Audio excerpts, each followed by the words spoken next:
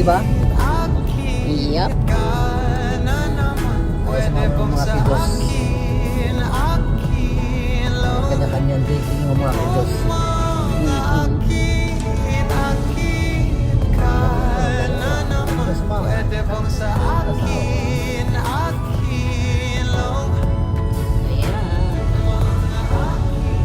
Enjoy namin ang isa't isa.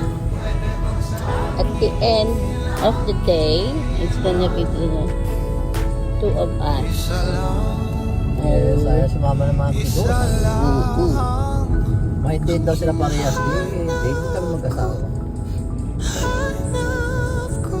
Yeah, find time all the time to have a date with your hubby.